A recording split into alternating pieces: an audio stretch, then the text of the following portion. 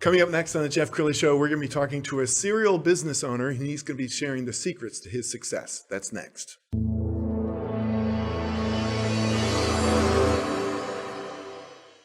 Many are predicting that the worst is yet to come, which is unfortunate, said one person here.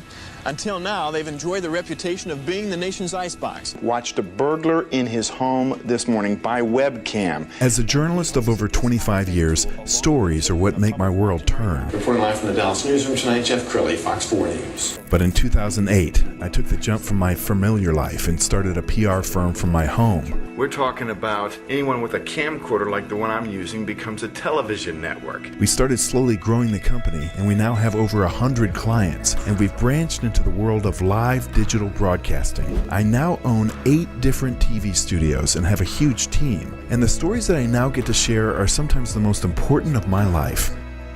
Life has a funny way of coming around full circle. This is the Jeff Crilley Show.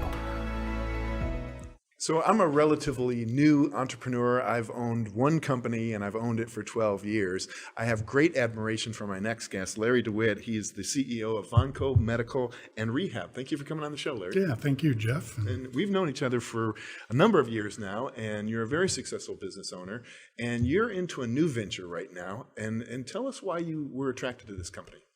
Well, coming out of a company that I had previously owned for 27 years, I was looking for a little different industry to focus in, one that we could look to some significant growth coming up. And I really landed on the healthcare industry, which was the first target. And I looked at several different companies in the healthcare industry and came upon a sales and distribution company, which was very similar to the company that I'd owned previously, and that was in the physical therapy and rehabilitation industry. And as a member of the aging community right now, I understand the importance of that physical therapy. So that demographic, we feel, is one that will expand and continue to grow, and will be relatively inflation proof. Right. Yeah, no, I love it. Recession proof. I think you're very wise. Tell us more about what Vonco does. Again, we're a sales and distribution company. We actually work in 3 primary industries. We work in the physical therapy clinic industry. We work with athletic training, so the high schools and colleges. And then we also work in the skilled nursing area, which are your nursing homes and assisted living type facilities with elderly. And you bought this company during the pandemic, right? Or just before? Just before it. Yeah, I bought it in June of 2019. And how did the pandemic impact your business? Well, we actually, coming out of first quarter of 2020, we were really growing fast. We had some great revenues. We were setting some monthly records, and then we hit May. And in May, they began to have the pressure for the ICU beds in the hospitals, and they began to suspend the elective surgeries. And when elective surgeries are suspended, that is the customer flow to the physical therapy clinics. So the physical therapy clinics began to really slow down. Some of the business closure, depending on which county you lived in, some of the clinics were forced to close, or at least if they were considered essential, they had a greatly reduced amount of traffic. Yes. And that slowed us down. And I think our revenues went to about 50%. Wow. Out of that. So we took a pretty good hit for a while. Was that a scary time? I mean, I'm thinking back on my own company at the beginning of the pandemic. I didn't know if anybody was going to need public relations or podcasting. Unfortunately, we did well. How about you? Yeah, that's good.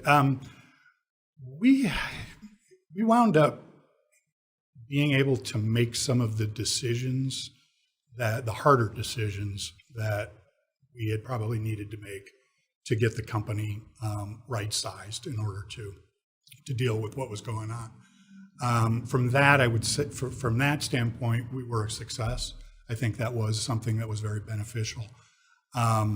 We did not really start to see recovery probably until beginning of fourth quarter, and then things started to turn back around. Yes. And so I want to talk about something else that I know you're very passionate about, as I am, EO, Entrepreneurs Organization. You've been a member of the Fort Worth chapter for how long now?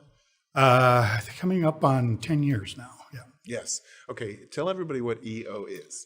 Entrepreneurs Organization it's a global organization of business owners and entrepreneurs.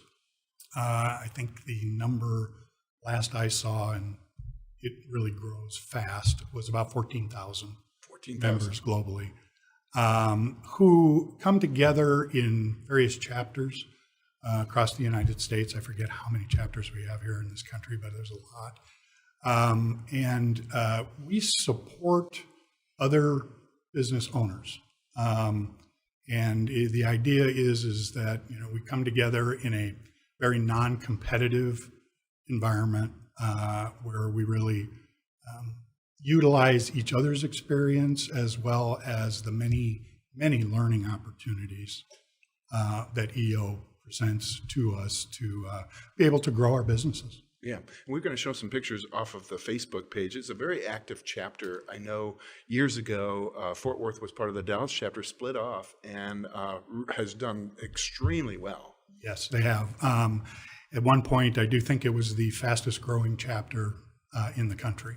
And so, yeah, we've got a really solid program this year. I think we will probably add 12 to 15 members. And coming out of this pandemic situation where everything has been virtual, that's really quite Herculean. Well, I attribute EO to a lot of success that I've enjoyed. I mean, there's something, it's kind of lonely being a business owner. If you're having any issues, I mean, who do you talk to? Do you talk to your wife? Do you talk to your husband? Or do you talk to a peer? And so talk about the value of having a peer group, just even people who are not in your industry to hold a mirror to you and say, have you thought about it this way? Yeah, very much so. You talk about not having people to talk to. Some days I come home and if I really told my wife what was going on, she would freak out. And she's not watching. Yeah, honey. So it's really nice to have a group that you can get together with that does understand what the challenges are, and definitely supports each other. We get to know each other. You and I were both in a forum together for quite some time. Which is a very intimate, smaller group that really gets and shares quite a bit. Yes, and has some really great times. But the benefit of the knowledge that is available that you just don't normally come across, is absolutely huge. I honestly, I'm not really sure whether I would have taken on this new company that will now be 2 years old that I've owned it, if I hadn't had that kind of knowledge and learning that I got through EO and through my membership. And you have a really special role with the chapter. You're the chair of the mentorship program. Talk about that. Yeah, this year mentorship.